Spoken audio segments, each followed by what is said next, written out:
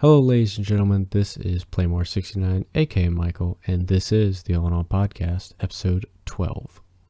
Welcome back to the podcast, everyone. In this episode today, I will be talking about, at least from the title, a little bit about religion and Pascal's wager. But before we get into the topics of the episode, I really wanted to touch on a couple things regarding the last couple of episodes of the podcast. And really it was for episode 9. I want to say, obviously, thank you for the support on episode 9. I think it has almost 150 views now the last time I checked. I was very happy about that, and just to see that people out there are giving my podcast a chance. And for episode 10, it was my first kind of quote-unquote video podcast in a way. And the reason I say it wasn't just purely audio, it wasn't just like a thumbnail, but it was actually screenshots of the tier list.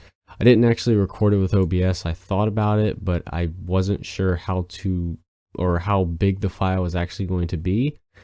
So I thought, well, I could just screenshot every time I rank a new podcast in the tier list, and that would just make more sense. It would probably save on the file size and probably save on the editing and exporting size.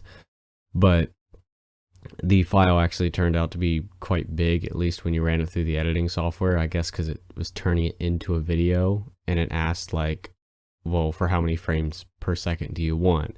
And I just put the normal 60 whatever, and it probably treated that as a video, even though it was just screenshots and audio put together. So at least for the last two podcasts, I want to say, I've got good support on them, and I think I have an idea for this podcast moving forward. I want to incorporate more video into the podcast because I think I've said this before. I don't want to do a podcast that is an audio podcast that so happens to be a video on YouTube, because this is a YouTube exclusive podcast. I haven't posted this podcast on any other platforms whatsoever. And this is mainly to do of the fact that, I started as a YouTuber and I want to continue being a YouTuber. Now, this doesn't mean I can't use other platforms, but I want YouTube to be my main platform. Eventually I think I will have social media, if I do want to interact with listeners of the podcast or fans of my channel. But as for being on other platforms and doing content on other platforms, or even just posting my content on other platforms, I'm not 100% bought in on that. But particularly, I want to do more of a video podcast that actually incorporates a little bit more video, because again, this podcast is exclusively on YouTube, and with it just being audio, it doesn't really make a lot of sense, because YouTube is a video service. That's literally what it is. And for it being a video sharing service or video streaming service, it makes sense for this to be a video, not just audio. So I want to incorporate more video into the podcast, and I do have a couple ideas to kind of break into that. So one of my ideas for the podcast was actually doing the political compass test. I know a lot of people online have done the political compass test before. I know I have, but I think that would make a really good podcast. It would also make a pretty long podcast as well, because the political compass, I think it's about 40 some questions, but mainly it's a lot of thinking questions where you really have to sit down and think about each question when you answer it. So that could easily be a podcast in itself. And I was thinking that could be a good introductory into actually video podcasting for me. And this doesn't mean that every podcast in the future will be purely video. I think this one will be just an audio podcast, but I'm saying basically I want to incorporate more video into the actual podcast. So anyways, let's getting into the topics today. I wanted to talk about religion and Pascal's wager.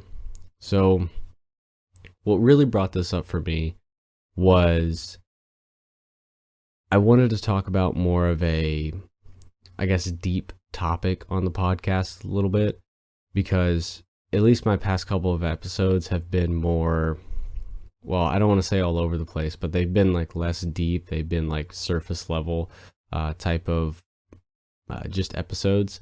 Because some episodes I'd like to go deep into, like exploring something very deeply in a way, like back, I think it was episode 6 of Modern Dating, that was like an almost 2-hour podcast where I went into many aspects of modern dating versus dating from the past generations, and I really enjoyed that. So I wanted to just get back into another deep topic. I'm not going to be talking too deeply into it. I'm basically going to be going into my religious experience, and kind of how I grew up, how I dealt with religion and how I dealt with it from, my early ages to now, how I deal with it now. So I guess I'll start off with my childhood years and how I saw religion then. So within my childhood, I obviously was aware of religion, but I grew up in agnostic household. And with growing up in an agnostic household, I was open-minded to religion, but obviously I was not religious myself. And really in my early childhood, I never really thought too much about religion. It was never talked about that much. I mean, I remember hearing a couple of things about it, but overall it was just like, this is people's beliefs, and, make sure to respect them. And, it's kind of how I lived as a child, young, mind you. It didn't really change until I got on the internet, which wasn't until I was around 7 years old. So I was still a relatively young child at that point. But when I started getting on the internet in 2007, because I remember 2007 was the year I started using the internet every single day, and I still use the internet every single day. I honestly don't think there has been a day in my life that I have not used the internet for an entire day since I was like 7 years old. But beyond that, basically that's when I discovered YouTube, and I started watching YouTube, and I started exploring the internet. And mind you, I was 7 years old, so I was very susceptible to a lot of like whatever was on the internet. At least I think I'm not susceptible to, anything on the internet now, because I've been on it for over a decade. But at least when I was 7, I was susceptible. And for those of you who don't remember on YouTube, or at least the kind of older days of YouTube, it was very anti-religion. It wasn't just atheist, it was like purely anti-religion. It was very popular on YouTube in like 08, 09, 2010. I remember those years of YouTube were very anti-religion, which is honestly quite weird, because YouTube has, for at least the longest time, and up until at least the past couple of years, it's been at least leaning to the right wing, so it's been leaning conservative. So it was actually quite odd to think about YouTube being at least leaning kind of conservative when it came to like the creators that were on it and everything that YouTube was popularized for. But it also was atheist at the same time, or very anti-religion at that same time.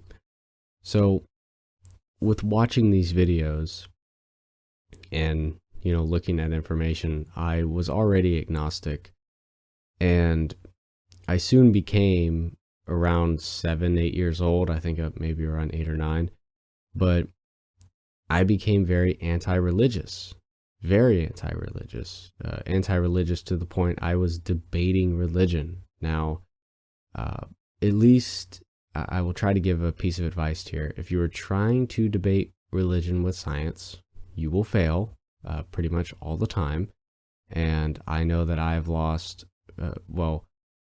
I don't think lose debates when it comes to something like politics or, something that is not something that is fact or scientifical base where we can look at facts and evidence and be like, this is true or this is not true. I tend to win those debates, or I wouldn't say, I don't know, win is a strong word. I would say that I usually succeed in those debates a lot better when it comes to the fact-based debates. But when it comes to something like religion, it is not fact-based or scientific-based. You have to look at it through another lens, and I was just never capable of looking at it through another lens. And that obviously presented a problem very quickly, because when I watched these videos and when they basically were saying what I was thinking when it came to religion, because I would like to think even still now I'm very logic oriented in my thinking. I don't think I can think on another level really. And I do try to think on another level, more of like the spiritual level, but I've just never been able to think like that for the life of me. And that's always presented a problem when it came to religion. So when I watched these videos when I was young on YouTube, and they were speaking mainly in scientific terms and in science, it very much appealed to me as a young kid. And I will also add that I was watching these videos for, at least a couple of years. I would say probably until 2011, 2012, I was very much immersed in the atheistic, anti-religion culture on YouTube. And it really seemed like when I actually debated religion back then, it was purely in bad faith. I never debated in good faith. And usually when you debate in bad faith, you tend to lose the debate really fast. And at least that's what happened to me in many religious debates that I had. And it also didn't help that I grew up in a very poor place, at least when it came in Houston, Texas. And growing up in a very poor place in Houston, Texas, I was around many Hispanic individuals, and usually, at least most Hispanic people that I have met are Catholic, and they are very religious. So I took it upon myself to, whenever the opportunity presented itself, I would, be debating them. And it was quite stupid looking back at it, but for some reason it appealed to me. I don't know. It's just, I saw those videos on YouTube and it very much appealed to me that, I could just debate someone that's religious and I just use scientific facts and then I win. And I wasn't getting the bigger picture of religion. I was only seeing that, hey, religion, it can't be true in the scientific sense if we look at all the data, which, again, I wasn't looking at the big picture at the start. And I think it was around 15 or 16, I finally, after another debate in religion, I finally said to myself that, I want to be agnostic again. I don't want to be atheist because it's a losing battle I'm fighting. I finally realized at that point religion was not about, the scientific facts. It was about the spirituality and the value you gain from religion. And I knew I had to stop. I just knew I had to stop debating religion altogether. And now I really don't debate religion at all, because even though I like debating, I like having conversations, if you're a listener of the podcast, you've obviously heard some of those conversations and some of those debates, but religion, in my opinion, is not something that can really be debated. And I'll give an example here that I've heard many times when it comes to religion, and this is where science fails immediately, basically. So suppose if there is a higher power or God, whatever you want to call it, and they are the creator of our universe, okay, and everything in it. If they reside outside of our universe, since they are the creator and they reside out of it. Science, we cannot debate that in any way because of the fact if they do reside on the outside of our universe, then the laws within our universe that we live in do not apply to them. So therefore, we can't debate it anything scientifically. And really, I've ran into that many times when debating religion, and I always would try to come at it from a different angle scientifically, and I finally realized that, there's nothing I can come at from science at this standpoint, because I can't say that the laws of physics that work inside of our universe will work outside of our universe. I mean, that's just a very bold claim to have, and a really stupid claim to make if you truly try to make that. So that's an example that I've heard many times when debating religion, and if you've debated religion or at least had conversations about it, when you come at it from a scientific angle, that usually is brought up, and at that point, you can't really debate it anymore. But beyond that, I'll get to really it was around 15 or 16 when this happened. So that's when I flipped back to being agnostic, because I was basically atheist for, about 7 or 8 years at that point. And then going back to being agnostic, I basically started giving religion more of a chance, kind of looking at it in good faith for once, and actually seeing that there's a lot of value in religion that I did not see before. Now, this could be because I was so young at the time. Again, I started watching these atheist videos on YouTube, these anti-religion videos, when I was around 7 or 8 years old. So I was very young. But then when I was older, around 15 or 16, and actually started giving religion a chance, and seeing that value, it was quite astonishing for me, honestly, because I really thought about it.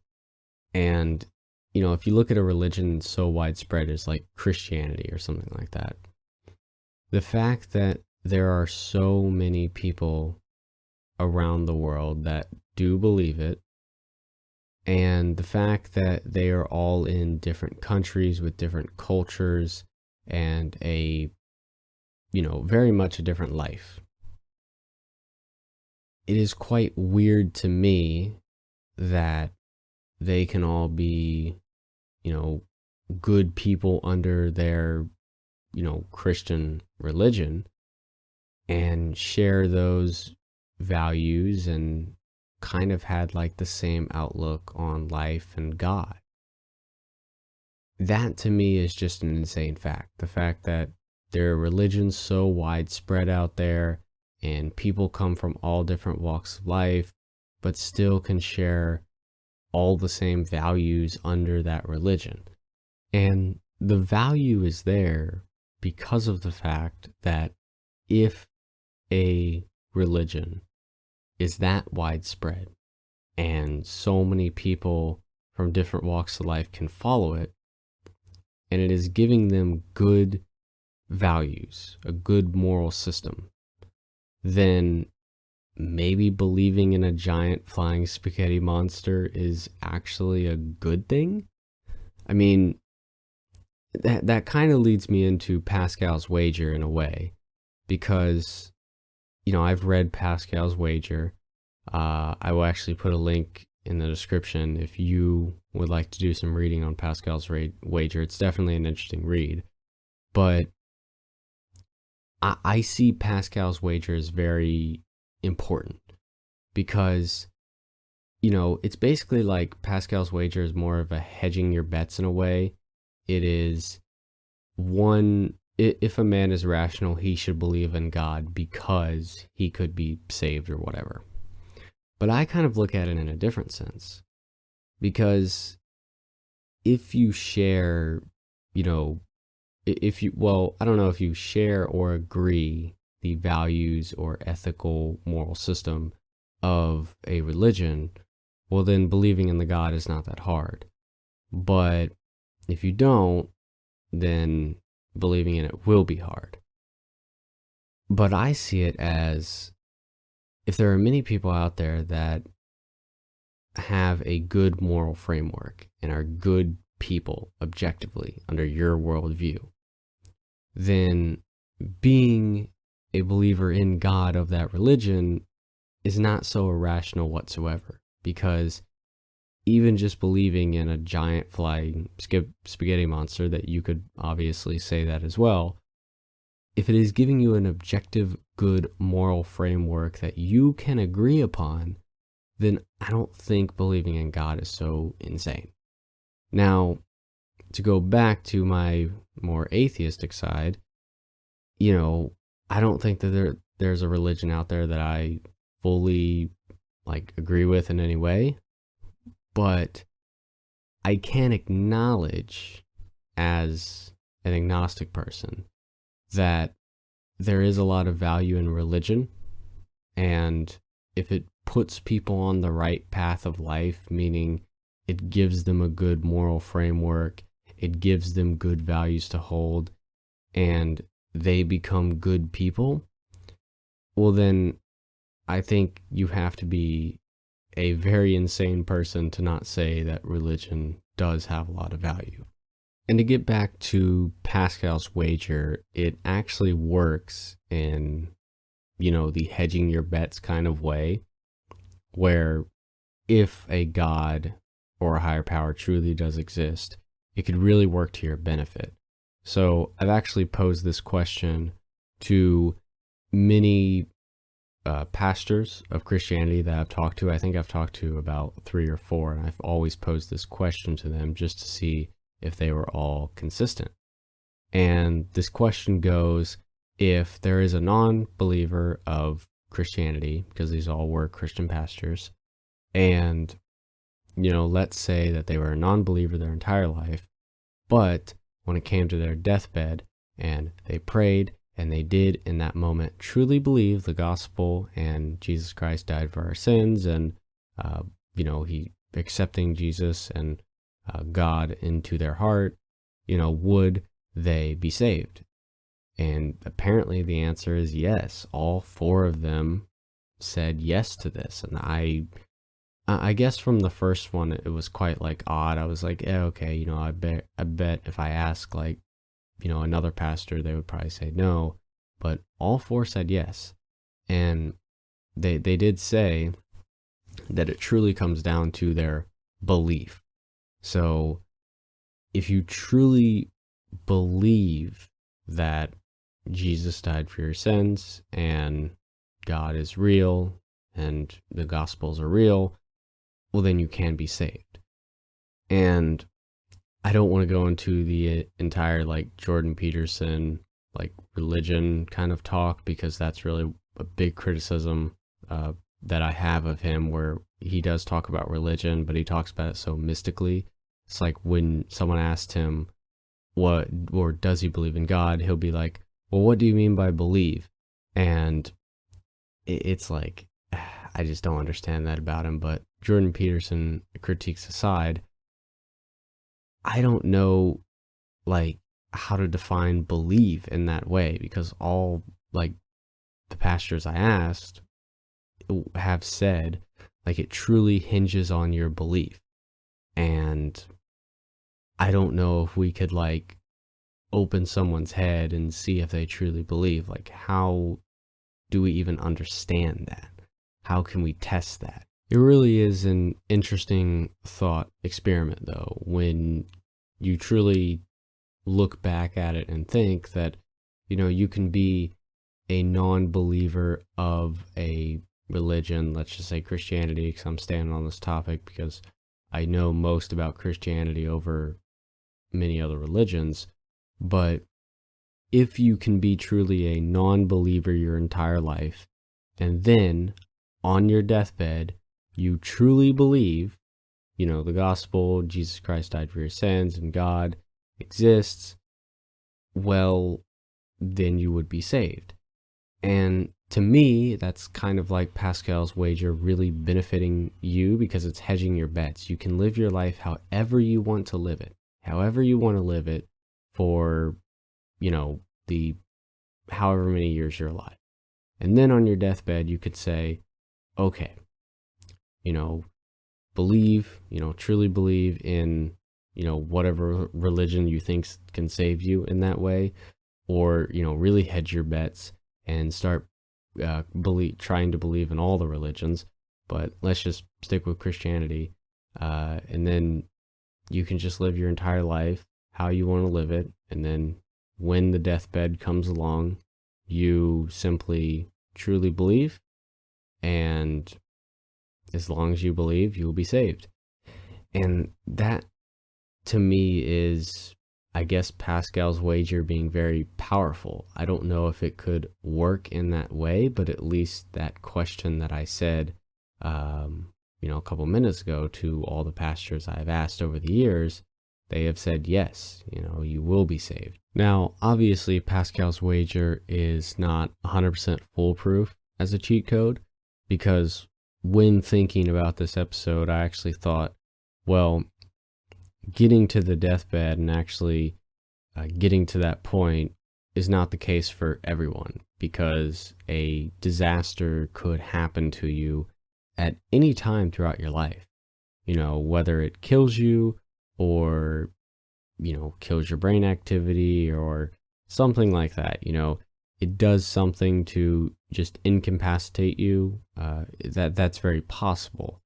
So it's not 100% foolproof of Pascal's wager, but it is, to me at least, almost like a cheat code in a way, because if it works, because it says with Pascal's cheat code that it's not 100% foolproof, because you could say it or believe the religion that you were trying to believe, and nothing happens, but you only waste a little bit of your time. You're going to die anyway if you're in your deathbed. But if it does work, then that's the best thing you could have ever done in your entire life. And after my thought experiment with this Pascal's wager, I actually equated it into more of an in real life example. So I equated it to the lottery in a way. So if you think about the lottery, obviously you need the right ticket to win the lottery.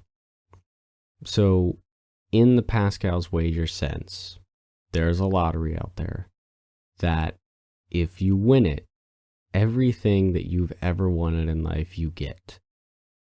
And all you have to do to get this ticket is truly believe that you will get everything that you will want ever. And you get a ticket, and if it has the right numbers or whatever, then, obviously you're good. And if you don't, then, whatever. Now, the real question is, how long will it take? Because if you truly believe in something, then how long does it take in your mind to truly believe it?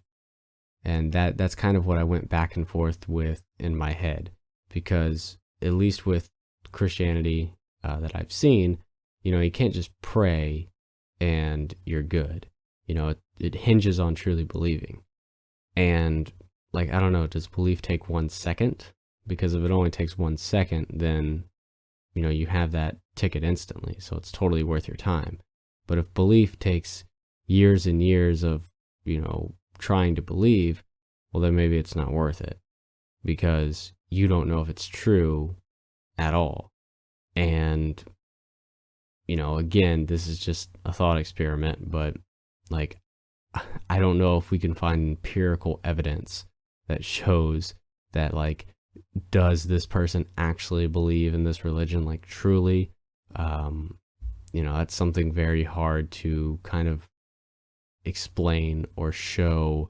So I think that's about it for my thoughts on the religion and the Pascal wager topic. Hopefully I was able to make my thoughts a little bit coherent, but really I thought these topics were quite interesting and was glad to talk about them on the podcast. And I will leave a link down below to some Pascal wager reading, and I definitely recommend reading it if you find Pascal's wager interesting whatsoever. I know I wasn't able to explain it fully, but it is definitely a good read and worth your time. Also, what really sparked my interest, or kind of really put this topic in my head on the topic of religion and Pascal's wager, was actually a debate I saw from Destiny, who is an atheist, against a Christian Australian professor. I'm actually blanking on his name, but I will leave that video down below because it's kind of like I would say a continuation of this video in a way. But, I'm kind of giving my overview thoughts as an agnostic person, where Destiny is more like, I think, pure atheist. I don't know. I think in the debate, he never really said he was an atheist. He said he was more agnostic, but he tends to push back on religion a lot more. And obviously he is debating a Christian, so I guess it makes sense. But I'm kind of taking the more centrist approach on this. But I will leave that link down below as well. It's definitely interesting, but I will warn you, it is a 3-hour long video, or I think 2 hours and 48 minutes. So, I mean, if you have the time, it's definitely worth it. So I think that's about it from me for this podcast. I just wanted to add that more video podcasts will be coming in the future, but I will say that every video podcast I do can still be enjoyed and listened to audio-wise, because I don't want to just be, for instance, reacting to videos or something that are purely for the video entertainment you have to see. That really doesn't work on a podcast. But at least for things that I can do audio-wise, like the political compass test, where I'll be reading every question, that makes sense. I could still do that audio-wise. Same thing with the tier list, episode. That was a episode that can be purely listened audio-wise, or be watching the video portion of that podcast.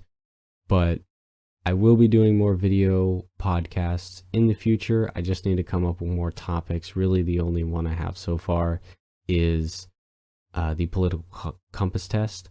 But I also have other ideas in the future, like reacting to videos where I could react to them audio-wise. Obviously, I would still show the video, but there are videos that are quite interesting that I have seen, at least lately, like some Jubilee videos that are allowed to be reacted to by other creators on YouTube. So at least for that, I kind of have an idea for some of those videos. Maybe one of the abortion videos would be good to watch and kind of share my thoughts over. But I think that's for the future. Anyways, don't want to ramble on for too much longer. Thank you so much for listening to the podcast. I hope you enjoyed it. And as always, see ya.